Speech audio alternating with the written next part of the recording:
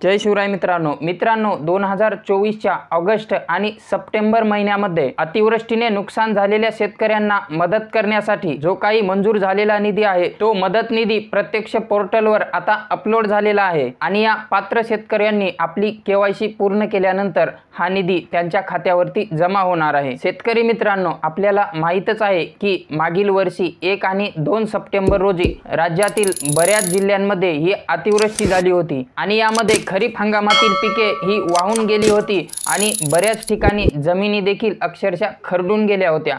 अनेक वसाहती या अतिवृष्टीमुळे पाण्याखाली गेल्या होत्या।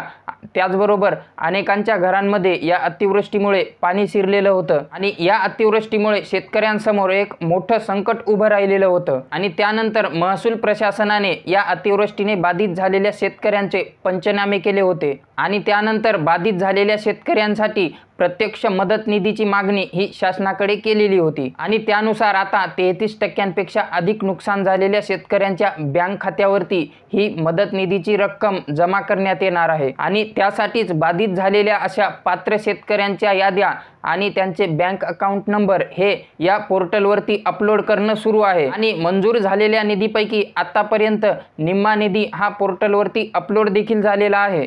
परंतु उर्वरित शेतकऱ्यांना मदत खात्यावरती केव्हा जमा होईल याची अजूनही प्रतीक्षाच लागलेली आहे। शासनाच्या मदत निधीची ज्याप्रमाणे शेतकऱ्यांना प्रतीक्षा लागलेली आहे त्याचप्रमाणे शेतकऱ्यांना प्रतीक्षा लागलेली आहे ती म्हणजे पीक विम्याची। यामध्ये राज्य शासनाने विमा कंपनीकडे राज्य शासनाच्या हिश्श्याची रक्कम जमा केलेली नसल्यामुळे अजूनही शेतकऱ्यांना विम्याच्या रकमेची प्रतीक्षाच करावी लागत आहे आणि यामुळे शेतकऱ्यांना हा आर्थिक अडचणींचा सामना करावा लागत आहे आणि आपण आशा करूयात की लवकरात लवकर या उर्वरित शेतकऱ्यांच्या बँक खात्यामध्ये विम्याची आणि सोबतच अतिवृष्टीची मदत देखील जमा व्हावी। आणि शेतकरी मित्रांनो, ही माहिती जर तुम्हाला आवडली असेल तर व्हिडिओला लाईक करा आणि येणारा व्हिडिओ कोणत्या विषयावरती तुम्हाला पाहायला आवडेल ते कमेंट करून नक्की सांगा।